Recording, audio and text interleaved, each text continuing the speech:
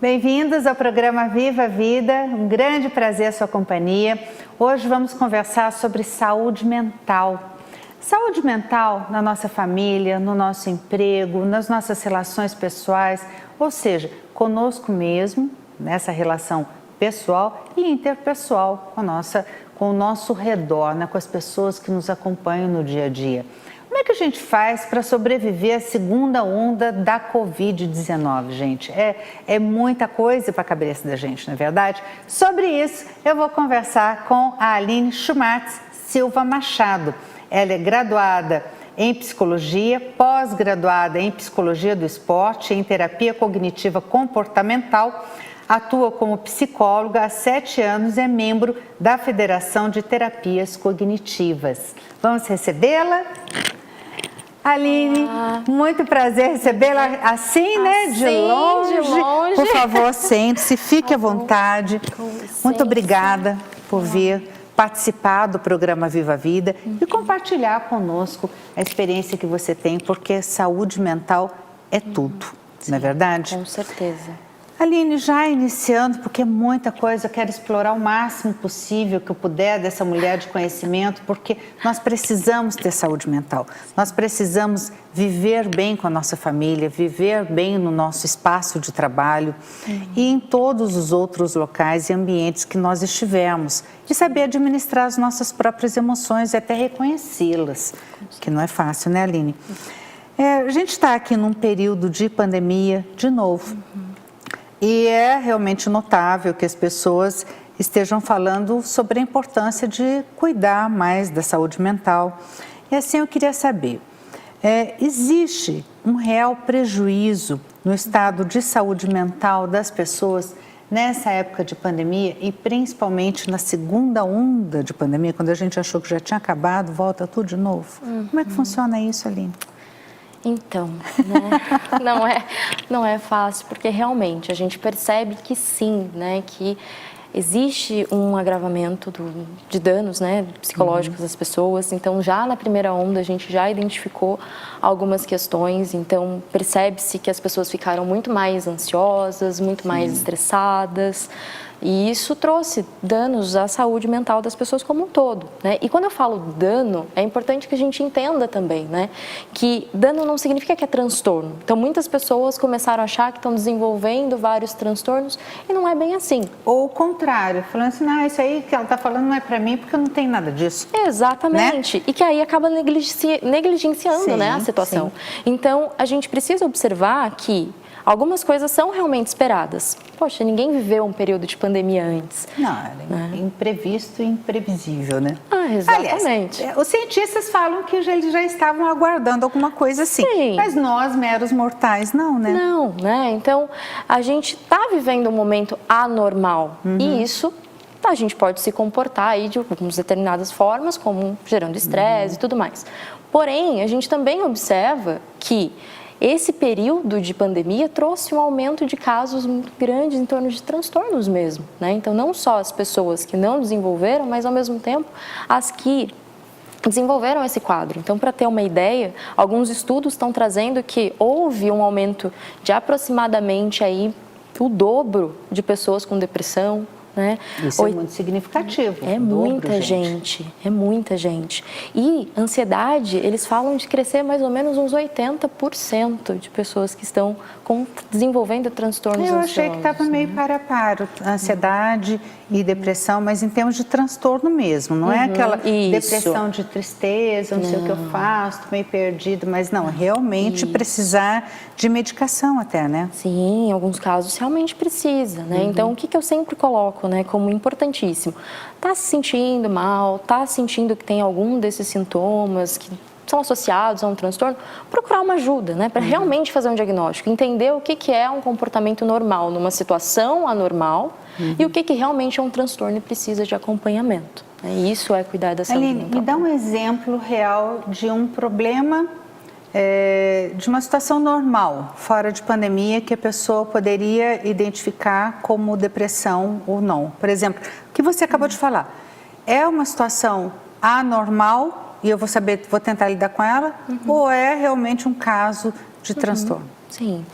O que é importante a gente visualizar, né, Virginia, que independente de ser associado a um transtorno ou não, todos geram sofrimento. Sim. Então, de qualquer maneira, a pessoa vai precisar encontrar uma forma de lidar com aquilo. Sim. Mas, como a gente colocando numa situação, né, fora da pandemia, um exemplo, né? Então, até vou usar aqui a situação, né? É a minha primeira vez no programa de TV, né?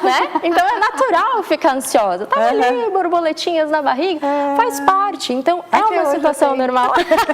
É gostosinho. É gostosinho. Então, é normal a gente ter algumas situações como essa, né? Então, é esperado que eu me sinta ansiosa, é esperado que eu fique com um pouco de medo. Agora, tem que entender o que é situacional, o que é esperado, do que não é. Um exemplo, se a gente fosse associar à pandemia, é a própria situação de, ter medo de pegar o Covid, normal, né? Todos nós podemos ter, porque é uma situação que realmente pode acontecer. Agora, quando eu começo a catastrofizar muitas coisas, né? Então, nossa... Fica neurótica, como a gente diz, exato. né? Tem gente que é neurótica, né? Tem. Só precisava de um gatilho. Sim, então algumas coisas começaram a se tornar, né? Ganharam um patamar aí muito maior. Então, é nesses pontos que a gente precisa tomar mais cuidado e aí realmente observar, independente, como eu falei, de ser um transtorno ou não, o quanto que eu estou sabendo lidar com essas minhas emoções, com esses meus pensamentos intrusivos, que muitas vezes são negativos e geram, né, esse alarmante. E aqueles pensamentos que a gente tem quando a gente está parado e está ali falando na cabeça da gente, parece que é até alguma coisa ruim que está falando na hora que... E você fica o tempo todo remoendo isso e toda hora você pensa na mesma coisa e aquilo vai sendo alimentado dentro de você e você acorda de madrugada pensando naquilo, você acorda de manhã pensando naquilo, dorme pensando... Quer dizer, isso é uma neurose, isso é um problema sério que, vamos dizer assim, a pessoa precisa procurar ajuda? Então, todos nós temos pensamentos aleatórios, né? Então, Mas recorrentes o tempo todo, durante dias, semanas? Sim, é aí que está essa grande questão que a gente precisa tomar um certo cuidado, né? Então, tem algumas situações que a gente vai pensar e vai imaginar, mas a gente entendeu o quanto que esses pensamentos estão atrapalhando a minha vida, né? A partir do momento que esses pensamentos eles são consecutivos, pensamentos intrusivos que você fala. Exato. Enquanto eles são recorrentes e atrapalham a minha vida, aí a gente está falando de uma outra situação. Aí a gente está falando de um contexto que realmente eu preciso desenvolver estratégias, seja num contexto terapêutico, para quem tem condições, ou seja para um outro contexto, buscando coisas que funcionam, né? Então, já ouvi, por exemplo, pessoas falando, quando eu começo com alguns pensamentos que não são legais, eu vou partir para uma atividade que eu sei que me ajuda a esquecer, desaparecer um pouco. Né? Isso poderia ser, por exemplo, atividade física? Atividade física é muito legal, né? Isso ajuda, a gente sabe que tem os componentes aí de liberação hormonal ali que fazem com que a gente consiga se sentir melhor, então ele ajuda a distrair, tem a questão de liberação de serotonina, então tem uma série de fatores que a atividade física ela é muito recomendada também nesse momento, né? Mesmo vamos pensar assim, das pessoas que precisam treinar em casa, desenvolver uma estratégia para que isso realmente aconteça, né? Fora isso, a gente pode pensar em atividades de hobby mesmo. Então, de repente, faz tempo que eu não consigo, que eu não faço crochê, que eu não pinto. Então, quantas dessas atividades também não é uma forma de eu conseguir colocar esses pensamentos para fora? Amenizar um pouco, né? Eu já, vamos dizer assim, faço e fiz terapia durante muitos anos de minha vida. Então, a minha terapeuta sempre falou, racionaliza o emocional. Ou seja, tira aquele emocional que está pesando demais e tenta administrar de forma mais racional aquilo, para verificar o que é que está dentro do seu controle ou não. O que não está dentro do seu controle, não tem o que você fazer, não está no seu controle. Como é que você vai terminar com a pandemia? Não depende de você. Exato. Agora, está no seu controle se cuidar. Está no seu controle cuidar da sua família, mas não ficando neurótico, né, Aline? Exatamente. E eu até compartilho uma experiência minha, eu também tenho pensamentos intrusivos recorrentes, muitas vezes sobre muitas circunstâncias. E aquilo que você fica pensando, você fica ruminando e fica alimentando. Então, eu parto para a oração. Porque é imediato, na hora, peço ali ao Espírito Santo que tire aquilo, elimine aquilo da minha cabeça e pronto, acabou. E realmente dar certo. Sim, Então, depende do que a gente acredita também, né? Exato, sim. Uma coisa que é importante a gente entender, né, que o quanto isso vai se tornar problemático, quanto esses pensamentos vão ser alimentados, eles têm muito a ver também com o quanto que eu entendo que eles realmente são reais, o quanto que isso realmente pode acontecer. Como você falou, é racionalizar realmente, entender o que realmente pode acontecer e o que não. Isso também pode ajudar a reduzir. Com relação ao confinamento da população, o que você pode falar para a gente? A gente conseguiu ganhar experiência com a primeira onda do Covid e utilizar essa experiência para passar melhor por esse momento da segunda onda? Olha, Virgínia, a gente sabe que tem essa questão da experiência, né? Então a gente já está mais calejado, já sabe mais ou menos como agir, mas infelizmente a gente visualiza que é possível que, vamos dizer assim, que as pessoas possam sim ter um agravamento desses danos, né, psicológicos diante de todo esse contexto. Pelo fato de que muitas pessoas, inclusive, a gente sabe que não acabou, né? A gente sabe que não deveria ter tido esse tipo de pensamento, mas infelizmente, algumas pessoas, inclusive, achavam que já tinha acabado. Então, como que é isso, né?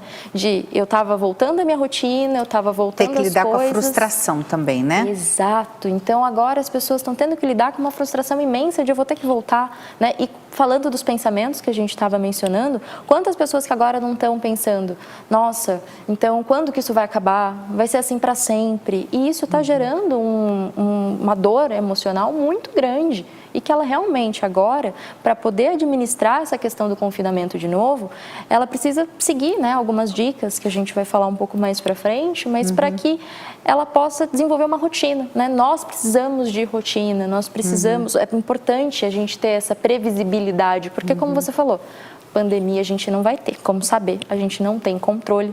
Então, ser humano precisa ter controle de algumas coisinhas. Então, que a gente consiga, pelo menos, administrar isso e trazer esse fora para dentro, né? Fazer atividade física dentro de casa, ou pedir uma comida que gostaria de pedir no restaurante.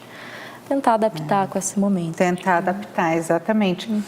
Agora, eu vou deixar uma pergunta aqui no ar para a Aline. Como que a gente pode se manter informado com a expectativa de piora do quadro de contaminação e mortes, sem deixar que isso nos deixe muito ansiosos?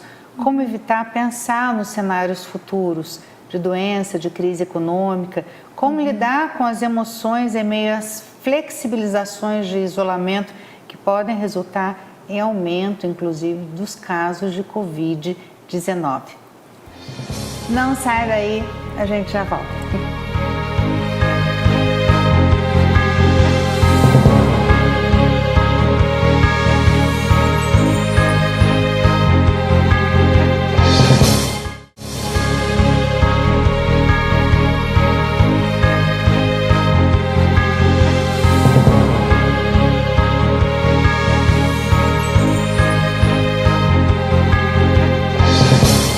Eu estou aqui com a Aline Schmatz, acho que é assim que fala, gente, Certíssimo. Silva Machado.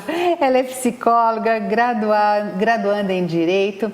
Ela é graduada em Psicologia, pós-graduada em Psicologia do Esporte e em Terapia Cognitiva Comportamental. Atua como psicóloga há 7 anos e é membro da Federação de Terapias Cognitivas. Aline, nós deixamos aqui algumas perguntas no ar no último bloco, que é como se manter informado e lidar com a expectativa de piora do quadro de contaminação e morte, sem deixar que isso nos deixe aí muito ansiosos. Como evitar pensar em cenários futuros de doença e de crise econômica e como lidar com as emoções em meio às flexibilizações de isolamento que podem resultar em aumento de casos de Covid-19. Farinha de condão não tem, né, Aline? Acho que todo mundo queria, né? Com certeza. Seria uma solução bem mais fácil, tranquila, né? Mas infelizmente não tem. A gente vai ter que aprender, né? A gente vai ter que aprender. Então, assim, uma das coisas que acho que muitas pessoas já falaram isso no primeiro momento ali da onda, da pandemia, como agora, mas é a gente saber restringir as informações. Então, não é não ter informações, muito pelo contrário, a gente precisa estar informado. Só que não precisa ser a cada 5 minutos, né? Então, algumas pessoas ficam lá, olha num lugar, olha no outro, e olha de novo, e vendo...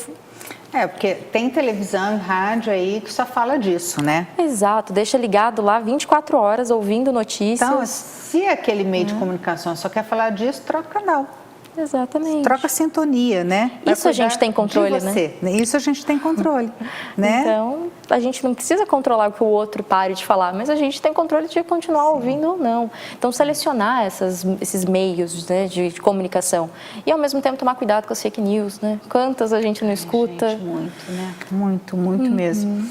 Como é que a gente pode lidar com as emoções agora, nesse futuro incerto de crise econômica, né, com a própria doença?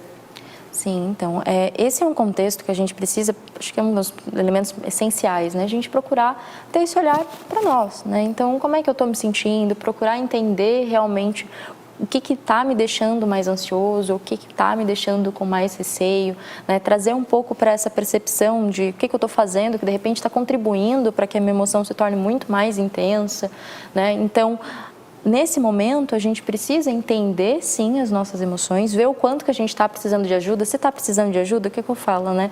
Nós não estamos no isolamento no sentido de não poder comunicar com as pessoas. A gente tem tecnologia para isso, né? A gente talvez não possa ficar aí se encontrando pessoalmente. Os terapeutas, os psicólogos, eles estão trabalhando bastante online, com terapias online.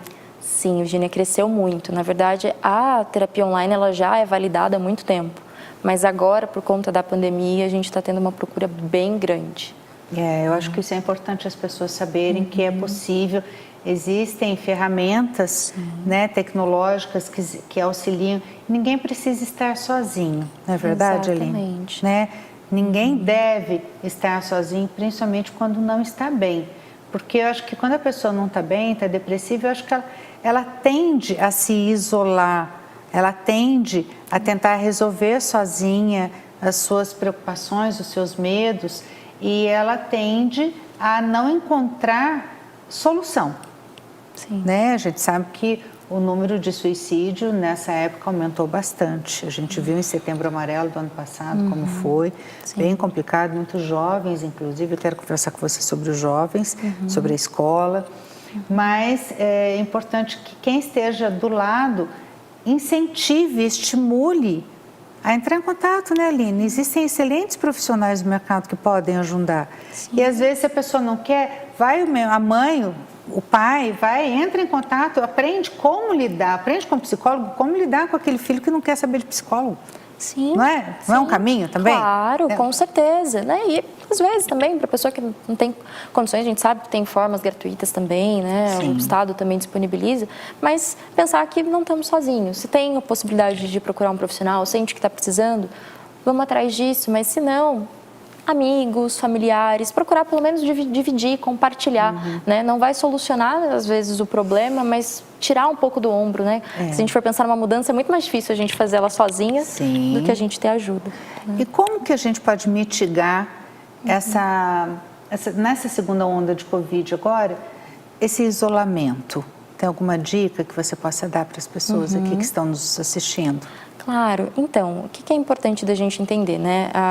Essa ideia de amenizar um pouco todo esse contexto do isolamento, ela vai vir muito com base no como que eu estou vivendo o meu dia a dia, como é que eu estou fazendo valer as experiências diárias, né? Então, como a gente falou, desenvolver, de repente, uma rotina, uma coisa que possa ajudar a passar por essa fase de uma forma um pouco mais leve, né?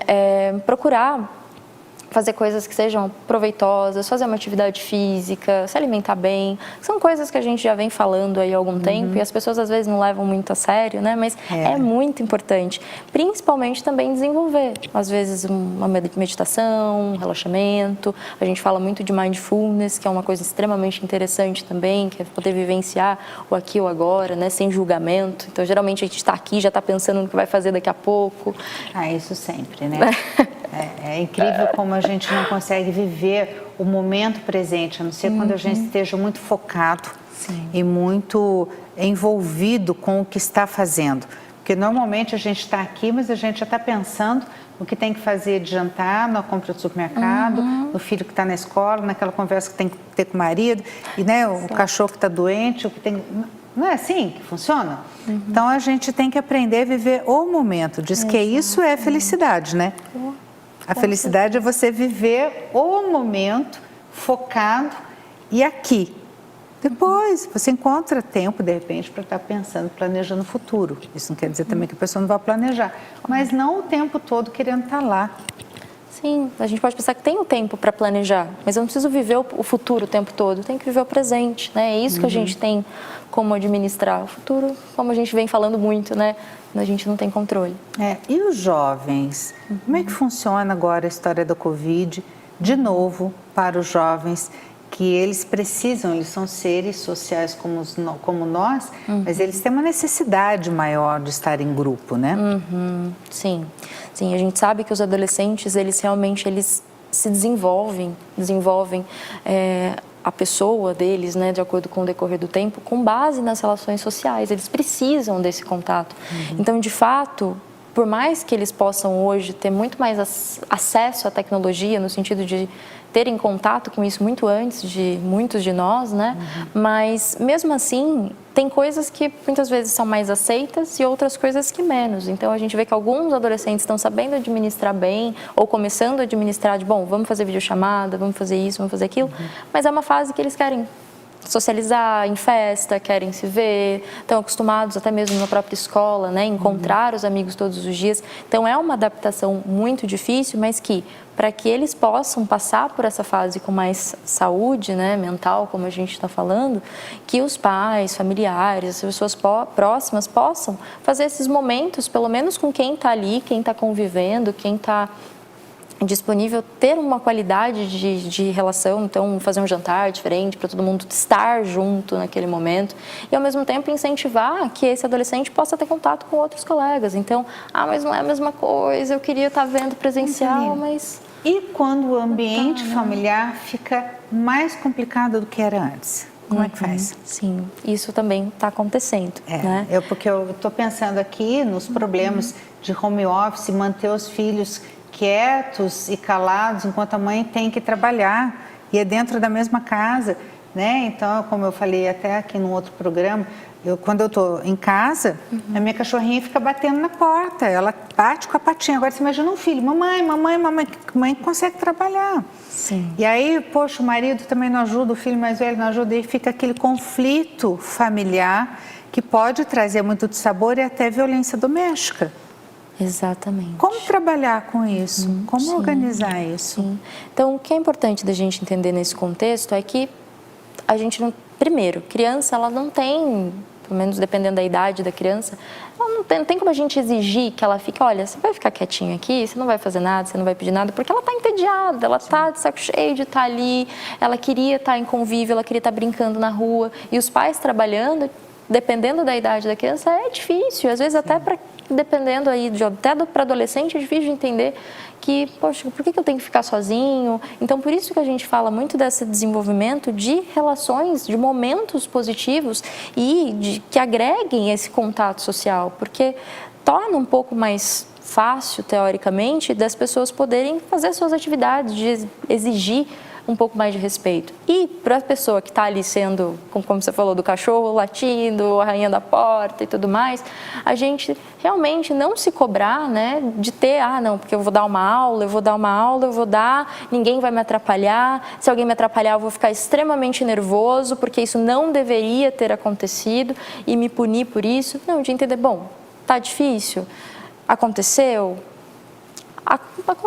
né? Então, eu não vou me cobrar porque... encontrar soluções para que não aconteça novamente, né? Exato. E entender que tem coisas que não vai ter controle, né? E que vai acontecer de novo. Vai acontecer de novo. E tá tudo bem. E vai ter que saber lidar com isso, né? E tá tudo bem. Né? E o que dá para amenizar, então, de repente, eu percebi que fulano dorme esse horário, o cachorrinho tá mais tranquilo, vou aproveitar esse momento. Vou fazer uma reunião nesse horário, Vou me adaptar à rotina daquela casa. Em relação à violência que você falou, é uma situação um pouco mais delicada, né? Que a gente sabe que realmente as formas, até é muito bacana porque alguns locais eles estão encontrando formas de poder fazer a denúncia ou alguma coisa do tipo de maneiras mais, vamos dizer assim, sucintas, para que aquela pessoa que esteja ali, ela consiga fazer ter um pedido de ajuda, né, numa situação como essa. Eu vi nas redes sociais algumas formas de pedir ajuda sem que o outro perceba, né, quando estiver em reunião online e tudo. Mas eu digo assim, até como as pessoas podem evitar que os ânimos se alterem tanto que elas partam para a violência. Porque às vezes as pessoas estão tão nervosas com dívidas para pagar, falta de alimento dentro de casa, perdeu o emprego, filho doente. Existem várias situações aí que emocionalmente podem desestabilizar uma pessoa. E aí ela é um pavio de pólvora, né?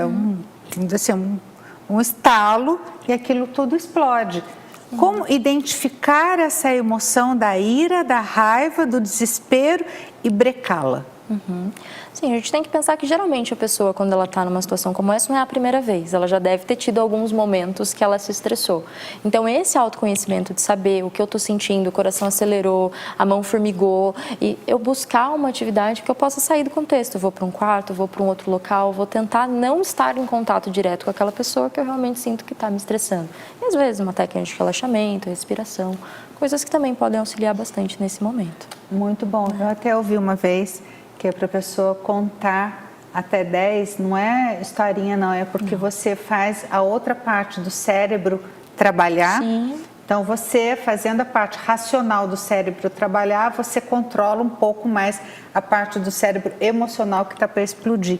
Exatamente. É uma boa também, né? Com certeza. Conta até 50, 250 se for preciso, meu filho, mas não participa de violência doméstica porque depois as consequências são muito piores. A vida vai ficar mais complicada do que estava antes, não é mesmo, Aline? Com certeza. Né?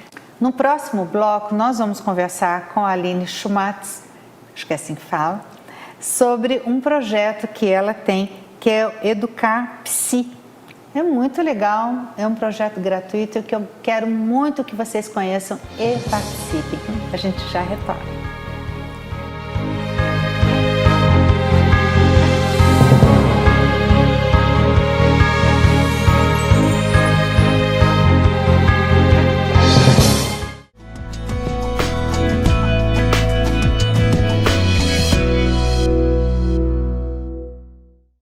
Eu estou aqui entrevistando a psicóloga Aline Schumatz. Ela trabalha com terapia cognitiva.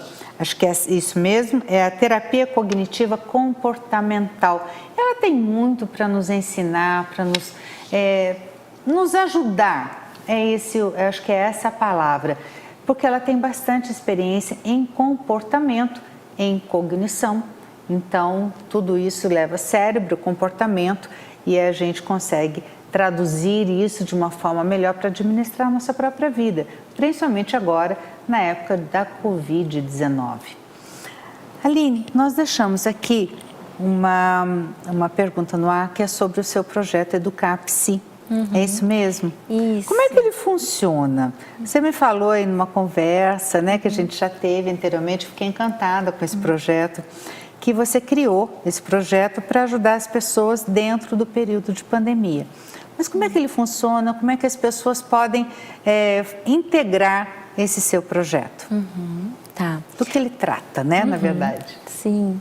Bom, o projeto do CAPSI, né, ele surgiu exatamente por conta desse período de pandemia que a gente está enfrentando, por perceber o quanto que as pessoas realmente estavam entrando num quadro de desespero, de estresse, de sobrecarga, principalmente dentro das áreas, né, de educação, que era o que a gente estava falando. Então, a gente sabe que teve várias áreas aí que foram afetadas, mas o enfoque do Educar Psi foi para essa área que, em muitos momentos, foi muito cobrada e não teve o preparo para isso, né? Então, para ter uma ideia, alguns estudos foram feitos com esses professores, com alunos, e viram que muitos professores, a grande maioria, se não me engano, aí, acho que 88% deles, nunca tiveram esse tipo de contato de aula online. Então, entrou a pandemia, tiveram que se virar, tiveram que dar um jeito de começar a dar aula, passar essa informação para os alunos e, ao mesmo tempo, sem sentir que tinha preparo para isso, né? Então, muitos se viram na condição de vou ter que aprender do nada. E, ao mesmo tempo, os alunos, né? Então, vou ter que aprender assim. Mas imagina, tenho dó das duas partes. Viu? Exatamente, os dois sofreram, né? Então, os alunos também, do nada, estão adaptados com um tipo de aula e, de repente, agora eu vou ter que aprender ao vivo, quantos que eu já não vi trazendo de, nossa, como é que eu vou aprender matemática por vídeo?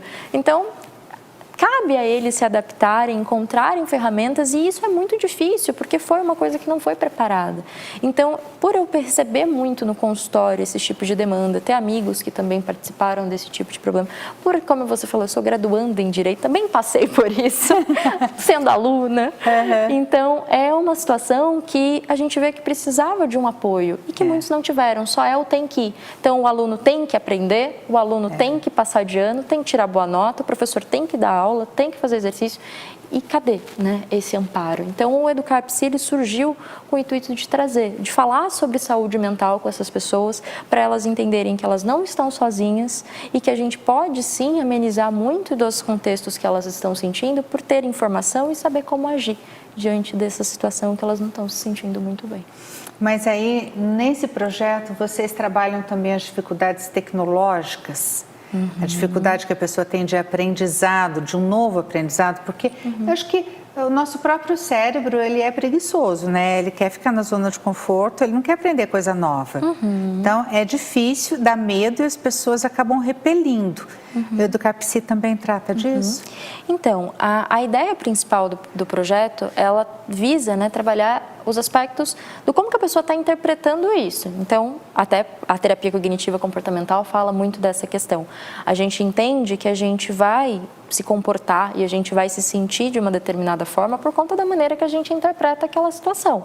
Então, se eu entendo que eu não queria estar passando por isso, eu não estou afim de ter que ter aula online, tudo vai dificultar muito mais para eu poder tentar... Resistência. Exatamente, vai me trazer uma resistência, vai dificultar que eu queira aprender aquilo. Então, o projeto Educar Psi, ele visa muito mais trabalhar essa questão da saúde mental, que, teoricamente, trabalhando esses pensamentos, também pode ajudar muito a pessoa a se mostrar mais aberto a essa situação, entender realmente que não tem...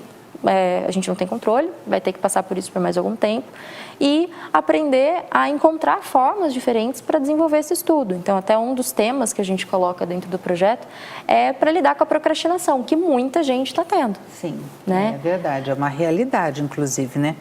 Procrastinar parece estar sendo, assim, a ordem do dia. Sim. E aí dão várias dicas, a gente vê, tem redes sociais, gestores, né, de comportamento, de RH, tudo mais, ensinando como a gente deve fazer para evitar a procrastinação, né? E eu me coloco no rol das pessoas que procrastinam, né? E acabo tendo que identificar, porque é até difícil da gente perceber. Exato. Porque é tanta coisa que o cérebro coloca para nos distrair daquele caminho que você tinha planejado antes, né? Até para deitar e dormir cedo, porque tem que acordar cedo. Eu, sei lá, me programo para dormir tal hora, né?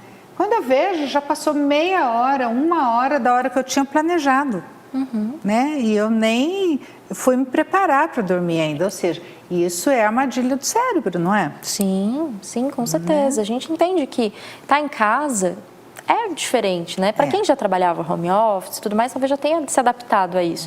Mas para quem não, olhar a cama para os alunos, para os professores, às vezes olhar a cama, olhar o filho chamando, tudo isso acontecendo, são fatores difíceis de gerir realmente. Né? E para quem que é destinado esse projeto Educar Psi? Sim, então, por enquanto, né, o nosso principal objetivo foi realmente voltar às escolas. Então, esse projeto ele é realmente gratuito, é um atendimento social que visa realmente trazer essa saúde mental aos colégios. Então, a gente está indo até os colégios, mostrando a proposta, e os colégios que quiserem, né, a nossa participação ali dentro, a gente vai estar atendendo, seja por meio de live, que eu acredito que inicialmente vai ser dessa forma, ou até mesmo de uma forma presencial, caso as coisas comecem a ser liberadas, para atender pais, alunos, professores. Isso é gratuito, Aline? Sim. É um projeto... Gente, tá bom demais, tá? Olha, que coisa maravilhosa! Eu acho que as pessoas acabam identificando, cada um encontra a sua missão nessa vida, que é fazer diferença na vida de outras pessoas. Eu procuro fazer diferença na vida de você, minha, de quem está aqui sendo entrevistado, de todos que estão participando, de todos que estão recebendo essas informações, e peço que, por favor, multipliquem, porque vai ajudar as pessoas. Eu tenho comigo que tudo aquilo que a gente estiver conversando, mudar aí o pensamento, a vida de uma pessoa que seja, nós já ganhamos o dia. Com certeza. Não é verdade? A gente já fez a diferença na vida de alguém. Então, eu acho que esse projeto, se fizer diferença na vida de pais, alunos, educadores, para melhor, é a sua missão que você está cumprindo. Sim, né? Sim, eu quis realmente encontrar uma forma de contribuir com essa fase, com esse momento. Então, fiz algumas lives que eu vi que trouxeram um significado importante, que pude ajudar algumas pessoas. Então, quis continuar com esse projeto para esse momento, que ainda exige adaptação. E qual é a estimativa de impacto agora dessa segunda onda? Então, agora a gente vai pegar aí o efeito do ano passado, né? Então, a gente vê que alguns, vamos falar primeiro dos alunos, eles estão tendo muito essa visão de, então, eu estou atrasado, eu não aprendi ano passado, como é que vai ser agora, né? Como é que vai ser o vestibular? Será que eu vou passar? Será que eu não vou? Os vestibulares, não sabe como é que vai ser. Tem algumas universidades que até colocaram entrevista, não é nem prova. Então, mudou totalmente a maneira de admissão naquela universidade. Alguns, se falou, né, aí nas mídias sobre um quarto ano para recuperar o tempo perdido. Então, olha quanta informação que esses alunos estão tendo que lidar com esse momento e ainda mais de ter passado o ano todo na expectativa, então ano que vem vai resolver. Ano que vem eu vou voltar para o presencial e provavelmente vai voltar para o online. Então, isso é um fator muito grande. E os professores também, né? E quais são os principais temas que são discutidos nesse projeto, Aline? A gente vai falar sobre a parte dos transtornos, né, como um todo, que as pessoas possam entender o que realmente é um transtorno, como ajudar, o que fazer, quais sintomas. É importante que a gente esteja instruído diante disso, né? E, ao mesmo tempo, a gente vai falar temas mais relevantes, como ao dia a dia, como não ter procrastinação, né, diminuir a procrastinação, alguns aspectos relacionados a própria temas, né, do ano, como suicídio, né, em setembro a gente fala que ele é um projeto visando o ano, né, um encontro mensal. Então, cada mês vai ter um tema que a gente vai procurar falar sobre esses aspectos. E seria em formato de palestras? Sim, vamos dizer assim, não falo roda de conversa porque é online, mas é uma palestra, mas também aberta às pessoas, para a gente dialogar, conversar. Para alunos, pais, né? educadores. Seja na frente de todo mundo, ou seja em office. Se a pessoa quiser estar procurando os nossos profissionais também, vão poder ter essa opção. Aline, eu queria que você deixasse o seu contato para quem está nos assistindo, para as escolas, né, que tiverem interesse em conhecer melhor esse projeto, para que possam entrar em contato com você. E gostaria que você deixasse aqui para a gente uma mensagem final, até para que as pessoas tenham um pouco mais de esperança agora para poder estar ultrapassando e aí suportando esse segundo momento de pandemia. Sim, sim. Bom, então como forma de contato, né, para quem quiser me seguir no Instagram, no Facebook, então é Aline Schumatz, _psi. Então lá tem os meus contatos. Vou soletrar para vocês. Meu nome não ajuda. SHMATHZ.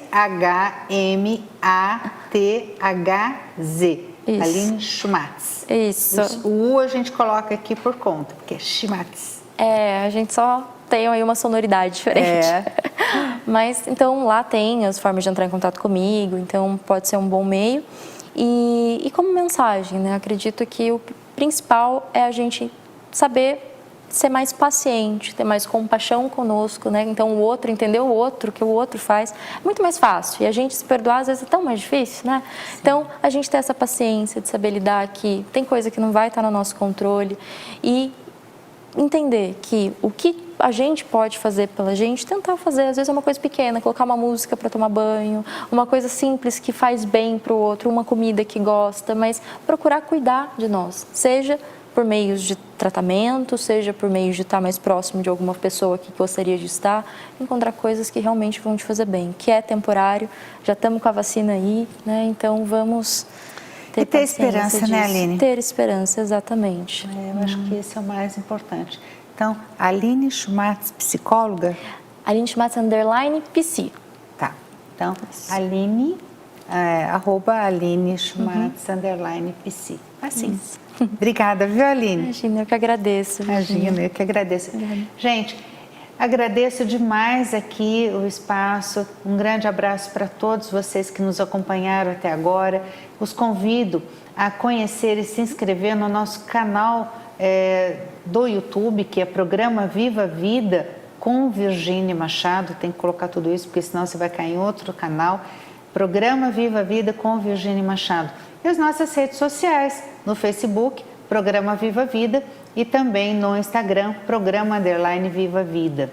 Eu quero agradecer aqui aos nossos parceiros de trabalho, ao Estúdio Dona, Isabel Rego. Um grande abraço para a Isabel, uma empreendedora maravilhosa, uma menina linda. A Márcia Rego, tão carinhosa. O Joel Crosariol, competentíssimo, né? Um mago da maquiagem. A Renata Crisóstomo, que faz toda a parte de estética corporal e facial. E a Paula Rego, que também cuida da gente aí de manicure e pedicure. Também a Casa Comfort. Um abração para a Mônica Coutinho e a Simone Lemo.